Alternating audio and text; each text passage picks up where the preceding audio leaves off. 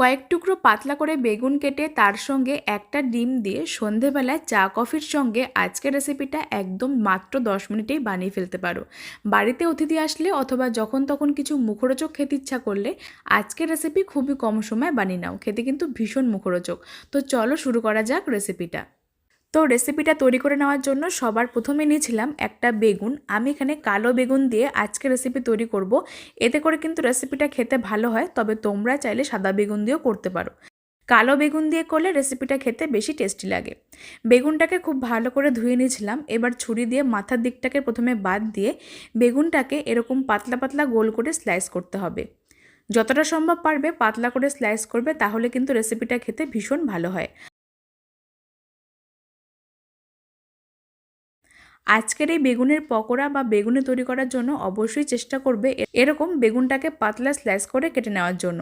তাহলে বেগুনটা ভাজার সময় খুব সহজে নরম হয়ে যাবে আর খেতেও ভালো হবে। কয়েকটা বেগুনের স্লাইস আমি এরকমভাবে কেটে নিয়েছিলাম। তোমরা পরিমাণে যেরকম করতে চাও সেই মতন কেটে নেবে। এবার অন্যদিকে একটা পাত্রের মধ্যে দিচ্ছি বেশ খানিকটা পরিমাণে জল, আর দিচ্ছি হাফ চা চামচ নুন। জলের সঙ্গে নুনটাকে খুব ভালো করে মিশিয়ে নিতে হবে। এবারে এই নুন জলের মধ্যে বেগুনের স্লাইসগুলোকে কিছুক্ষণ ডুবিয়ে রাখবো। তাহলে বেগুনের মধ্যে নুনটা পারফেক্টভাবে ঢুকে যাবে আর বেগুনিগুলো কিন্তু খেতেও ভালো হবে। তাই অবশ্যই চেষ্টা করবে কিছুক্ষণ নুন জলের মধ্যে ভিজিয়ে রাখার জন্য। অন্যদিকে একটা পাত্রের মধ্যে একটা ডিম ভেঙে নিচ্ছি। আমি এখানে যে পরিমাণে তৈরি করব তার জন্য এখানে একটা ডিম ভেঙে নিয়েছিলাম। তোমরা যদি অনেকটা পরিমাণে করতে চাও তাহলে দুটো ডিম দিয়ে করতে পারবে। এবার অন্যদিকে আরও একটা পাত্রের মধ্যে নিচ্ছি এরকম ছোট স্টিলের বাটি মেপে হাফ বাটি বেসন। বেসনের পরিমাণটাও তোমরা নিজের প্রয়োজন মতন কম বেশি করতে পারো। হাফ বাটি বেসন দিয়ে এবার দিচ্ছি তাতে স্বাদ মতো নুন, সামান্য হলুদের গুঁড়ো, 1/4 চা চামচ দিচ্ছি ঝাল লঙ্কার গুঁড়ো। ঝালের পরিমাণটা তোমরা কম বেশি করতে পারো। আর দিচ্ছি স্বাদ মতন বা স্বাদের ব্যালেন্সের জন্য কয়েক দানা চিনি। এবার এর মধ্যে সবশেষে বড় চামচ মেপে 2 চামচ চালের গুঁড়ো ব্যবহার করলাম একটা ক্রিস্পি ভাব আনার জন্য। তবে তোমরা চাইলে চালের গুঁড়োর পরিবর্তে সুজি দিয়েও করতে পারো। সমস্ত কিছু দিয়ে প্রথমে শুকনো অবস্থায় খুব ভালো করে মিশিয়ে নিতে হবে। আর খেয়াল রাখতে হবে যেন বেসনের মধ্যে কোনো রকম শক্ত ডেলা না থাকে। ততক্ষণে তোমরা কমেন্টে জানিয়ে ফেলো যে আজকের রেসিপি কে কোন জায়গা থেকে দেখছো, তাহলে আমি তোমাদের প্রত্যেকের কমেন্টে ধন্যবাদ জানাতে পারবো। আর আজকের রেসিপিটা যদি ফেসবুক পেজ থেকে দেখছো তাহলে ফুডিমিতা02 পেজটিকে ফলো করে দিও। এখানেও আমি এরকম রেসিপি সহ আরও অনেক রকম রেসিপি শেয়ার করে থাকি। তোমাদের রেসিপিগুলো ভালো লাগলে অবশ্যই আমার পেজটিকে ফলো করে দিও। সমস্ত কিছু শুকনো অবস্থায় ভালো করে মিশিয়ে নেওয়ার পরে এবার এর মধ্যে যে ডিমটাকে আমরা আগে থেকে ভেঙে নিয়েছি সেই ডিমটাকে অ্যাড করতে হবে। ডিমটাকে অ্যাড করে দিয়ে তারপরে এর মধ্যে একসঙ্গে আরও অল্প করে জল দিতে হবে। এবার সমস্ত কিছু ভালো করে একসঙ্গে মিশিয়ে বেসনটাকে প্রথমে ফেটাতে হবে, তা না হলে কিন্তু রেসিপিটা খেতে ভালো হবে না। তাই অবশ্যই অল্প করে জল দিয়ে এই অবস্থায় ভালো করে ফেটাতে হবে। তারপরে একদম অল্প অল্প করে জল দিয়ে একটা ঘন ব্যাটার বানাতে হবে। আজকের রেসিপি তৈরি করে নেওয়ার জন্য আমি এখানে যে সমস্ত জিনিস ব্যবহার করেছিলাম সেগুলো যদি তোমরা খুব কম দামে কিনে নিতে চাও তাহলে আমার ভিডিও চলাকালীন স্ক্রিনে বাঁদিকে তোমরা একটা অপশান দেখতে পাবে। সেখানে ক্লিক করলে তোমরা সমস্ত প্রোডাক্টগুলো এক জায়গাতে পেয়ে যাবে, তাও আবার খুবই কম দামে কিনতে পারো।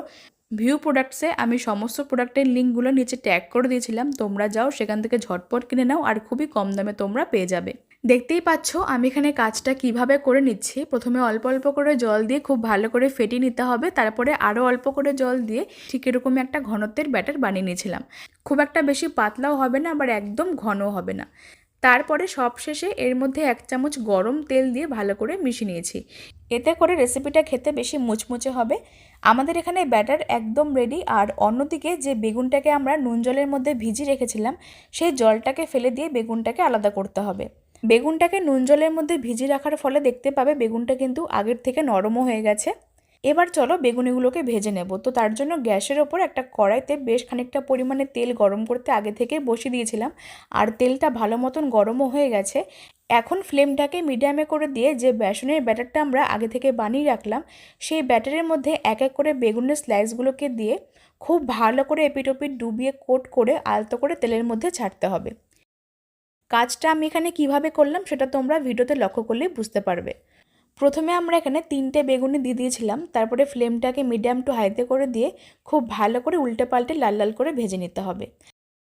গ্যাসের ফ্লেমটা কিন্তু প্রথমে হাইতে রাখবে না, তা না হলে কিন্তু ওপরটা তাড়াতাড়ি কালার চলে আসবে, ভেতরটা প্রপারভাবে ভাজা হবে না।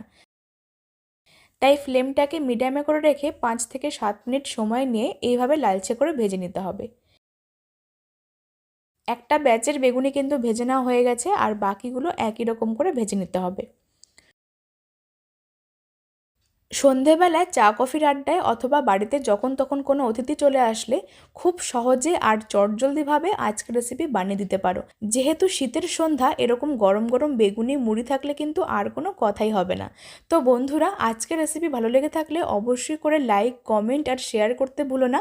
রেসিপিটা ফেসবুক পেজ থেকে দেখলে ফুডিমিতা পেজটিকে ফলো করে দিও। যদি ইউটিউব থেকে দেখছো তাহলে চ্যানেলটিকে সাবস্ক্রাইব করে পাশে বেল আইকনটা প্রেস করে দিও, এরকম নতুন নতুন রেসিপির আপডেট সবার আগে পাওয়ার জন্য। তো চলো, আজকের মতন এখানেই বিদায় নিচ্ছি। তোমরা সকলেই খুব ভালো থেকো, সুস্থ থেকো। ধন্যবাদ।